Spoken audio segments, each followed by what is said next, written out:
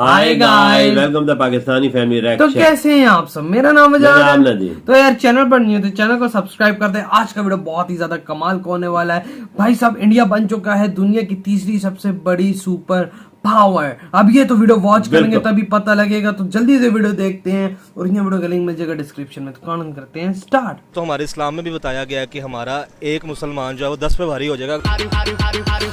ओ भाई एक मुसलमान जो है वो 10 पे भारी हो जाएगा। पहले तो इसको छोड़ो, सब के आगे 10 के आगे देखते कैसे भारी होता है। ऐसा नहीं होता। वो ये कहते हैं कि हम लोगों के पास इतना ज़्यादा डिफेंस में इन्वेस्टमेंट तो नहीं है, लेकिन हमारा एक बंदा भी उनके 2-2, 3-3, 4-4 पर भारी है।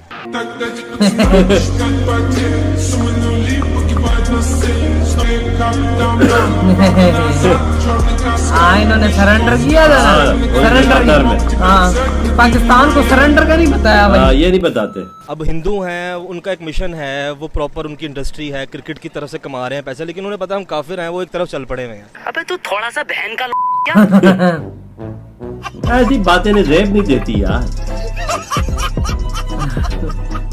ऐसा कैसे जवाब बंदे इतना बड़ा एक तो मुल्क है और वहाँ पे टैलेंट बहुत है। हर कोई अपने टैलेंट से बहुत आगे जाता है, किसी का सहारा नहीं लेते। तो इस वजह से वो मतलब अगर वो आ रहा है थर्ड पर आ रहा है तो जाहिर सी बात है अपनी मेहनत से अपने टैलेंट से आ रहा है। सही बात, जाहिर बात है। इसमें कोई ढकी छुपी बात और ही। दूसरी बात है जो है हमारी आर्मी इतनी स्ट्रॉन्ग इस वजह से है, हम लोग इतने स्ट्रॉन्ग इसलिए कि हमारे अंदर बचपन से एक अकीदा डाल दिया गया है कि one Muslim is equal to 70 जो है एनिमीज, यानी कि एक मुसलमान 70 काफिरों के 70 यहूदियों के बराबर है। तो शायद अल्लाह वो जल ने हमें वो ताकत दी है कि हमारी आर्मी इतने लो बजट में भी पाकिस्तान की दुनिया की बेस्ट आर्मी में शामिल होती है। चलो यार शामिल तो होती है, लेकिन अब तुम लोग से काम छोड़ो ना। और बाकी ये है कि इंडिया को अगर ज़्यादा उन्होंने इन्वेस्ट कर दिया तो ये कोई बड़ी बात नहीं है। फ़ौज के अंदर आपको पता है कि वो एक जोश बलबला भी होना चाहिए जो कि पाकिस्तानी फ़ौज के अंदर ज़्यादा है। होएगा गिरा है। नहीं तो पुलिस वाले ना यार, ये पी के आए हुए थे। हाँ ना। हमारा उसके बाद ईरान से चक्कर पड़ जाता है, अमेरिका से पड़ जाता है, रशिया से पड़ जाता है। जब हम इतने मुल्कों से पंगे डालेंगे तो हम कैसे बचेंगे? और डालो पंगे। हाँ, जितने डाल सकते हैं।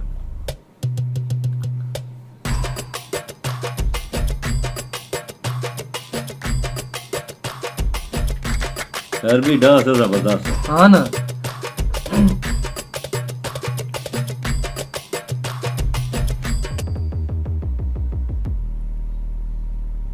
तो दोस्तों दुनिया के अंदर 3 ही महाशक्ति ऐसी है जो अपनी डिफेंस के ऊपर सबसे ज्यादा पैसा खर्च करती है, और इंडिया भी उन 3 कंट्रियों में आता है। भारतीयों के लिए सबसे बड़े प्राउड की बात है, गर्व की बात है कि हम उन 3 चुनिंदा अमीर देशों के अंदर आते हैं जो अपना डिफेंस में सबसे ज्यादा खर्चा करते हैं।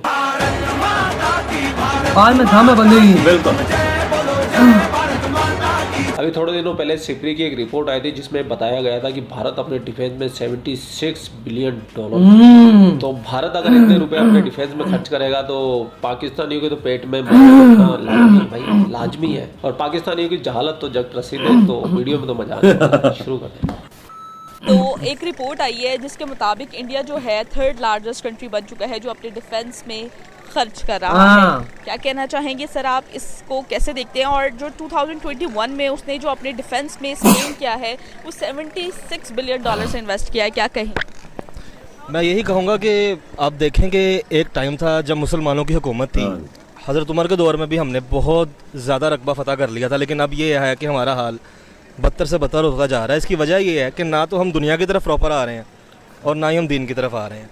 अब हिंदू हैं, उनका एक मिशन है, वो प्रॉपर उनकी इंडस्ट्री है, क्रिकेट की तरफ से कमा रहे हैं पैसे, लेकिन उन्हें पता है हम काफिर हैं, वो एक तरफ चल पड़े हुए हैं। काफिर का मतलब क्या है भाई? जो हमारे भगवान को नहीं माने वो काफिर, तुम काफिर हो। हमारा सनातन धर्म तो धरती है जब से भाई, तुम काफिर हो। तुमने धर्म परिवर्तन किया भाई, हम काफिर नहीं है, हम जेन्युइन है, तुम डुप्लीकेट हो।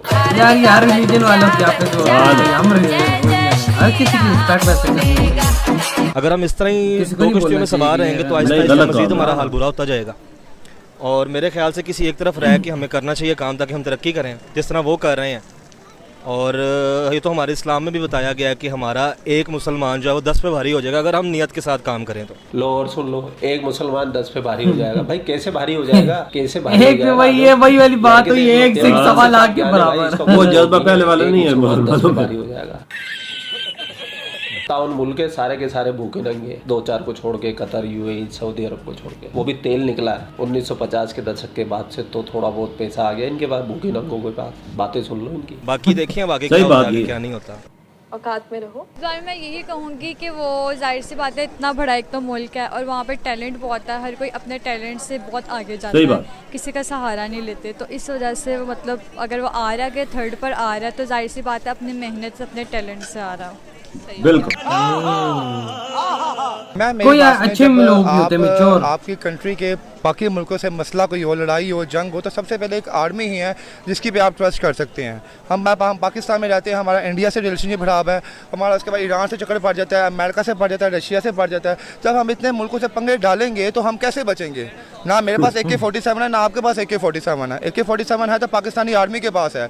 तो मेरे ख्याल से ऐसे मुल्कों को अपनी आर्मी के ऊपर, डिफेंस के ऊपर, मैं कहता हूँ कि आप 37 बिलियन की बात कर रही हैं, अगर वो 90% भी खर्च करें तो वो भी कम है, क्योंकि अगर आर्मी नहीं है, आपका मुल्क ही नहीं है, तो आप कुछ भी नहीं है। मैम बात तो सही है। ये नहीं है कि आप इन्वेस्ट करते रहें अपने डिफेंस में, इसमें ये है कि सबसे ज़्यादा ज़रूरी है कि जिस तरह पाकिस्तान की फ़ौज है, वो सबसे ज़्यादा जो ज़रूरी है वो है कि शहादत का इसमें है बलबला है सारी आवाम के अंदर। वो ये कहते हैं कि हम लोगों के पास इतना ज़्यादा डिफेंस में इन्वेस्टमेंट तो नहीं है, लेकिन हमारा एक बंदा भी उनके 2-2, 3-3, 4-4 पर भारी है। ये भाई मदरसे में तो जरूर गया है, लेकिन ये हाफ छुट्टी में भाग के आ जाता था। इससे पहले वाला 10 मुसलमानों पे भारी पड़ रहा था, ये 5 तक आ गया।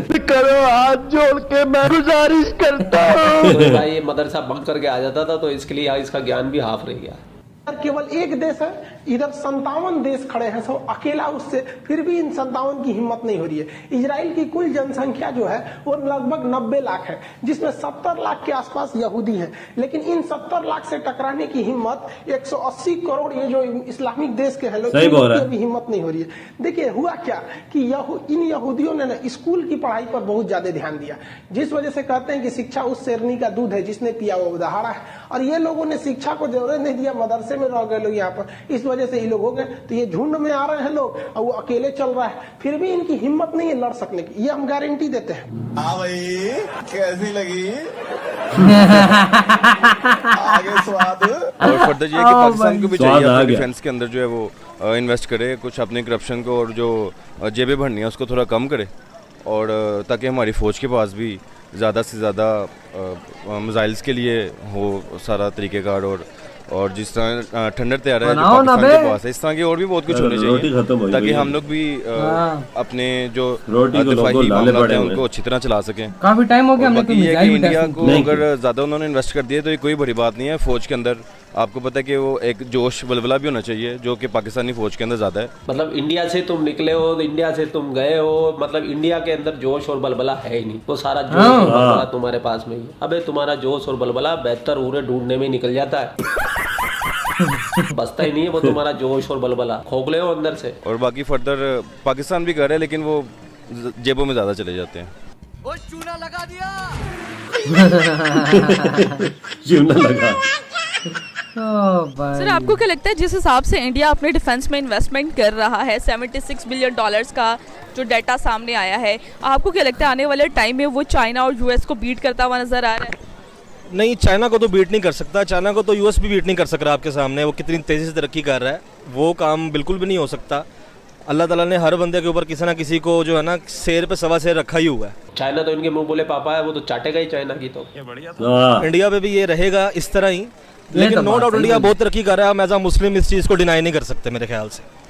नहीं, चाइना को तो मेरे ख्याल से कोई भी बीट नहीं कर सकता, क्योंकि चाइना एक ऐसा मुल्क है जो भी करता है ना अपने दम पर करता है, कभी किसी का सहारा नहीं लेता। चाइना का तो हर पाकिस्तानी चाटने में लगा हुआ है बस।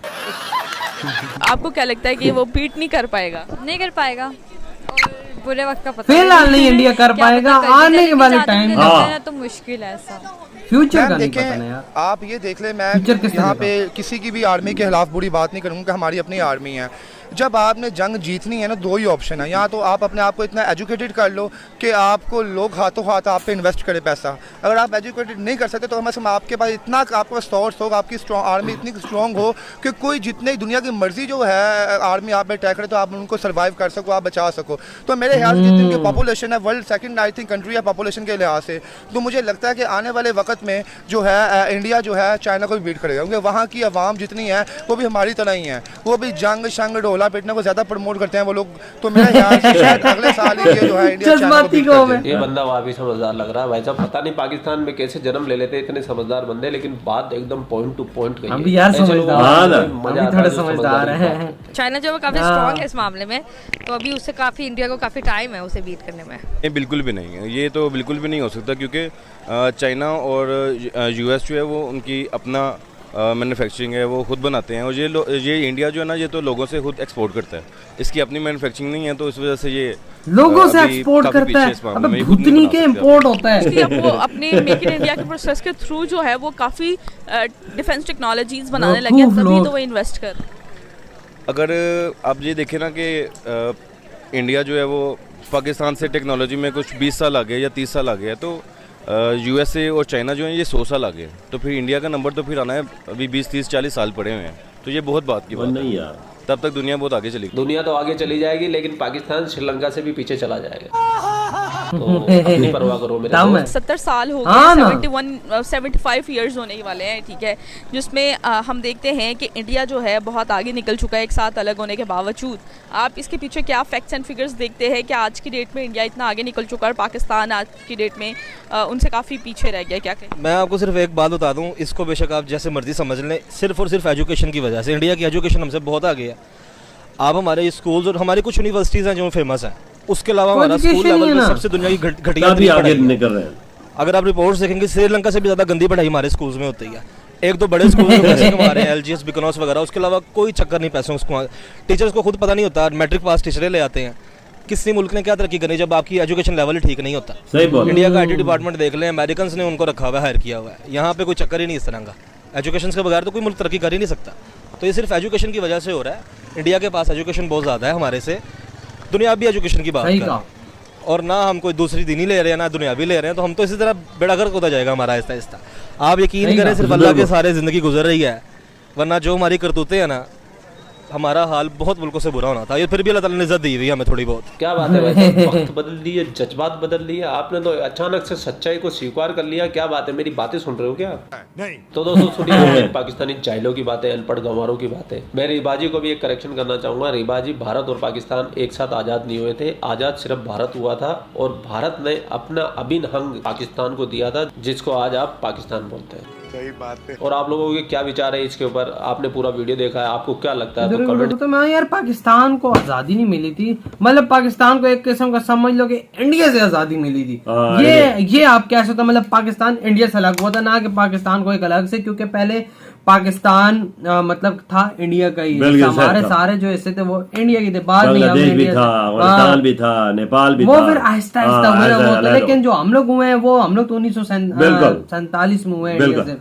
काश हम इंडिया के साथ। हाँ यार, हालात कम से कम ऐसे तो ना होते ना हमारे कंट्री का। आज इंडिया होता सारा तो हम भी बोलते हैं प्राउड इंडिया। हाँ भाई, वही ना, प्राउड हमें भी हो रहा होता। लेकिन अब जैसे हमारे यहाँ के हालात बने हुए हैं, जिस तरह लोग कह रहे हैं आर्मी का ये वो, हमारे कुछ कहते हैं 10 के बराबर है, कोई कहता है हम 5 के बराबर है। बंदे की अपनी नॉलेज है ना। बिल्कुल, लेकिन यार बराबरी का कोई सीन नहीं होता। जज्बात का, चलो भाई जज्बात की हर कोई कदर करता है, लेकिन भाई बंदे सामने आएंगे ना 5 भी, तो वही दुम दबा के भागेंगे। पहले तो अपनी कंट्री में कोई अगर इस बंदे को ना मार रहे 5 लोग आ गए ना, पहले तो ये दुम दबा के भागेगा। एक बंदे के पीछे 10 बंदे लग जाएं, वो क्या करेगा? वही ना, और उसको सामने मौत ही नजर आएगी। और तो रात में शेख रशीद के पीछे लगे। हाँ वही ना, वही सीन होने वाला। फिर भाई उसने भी दुम दबा के भागना। ये भी बातें होती हैं, लेकिन हाँ इंडिया एजुकेशन की वजह से बहुत ज्यादा दुनिया में तरक्की की है।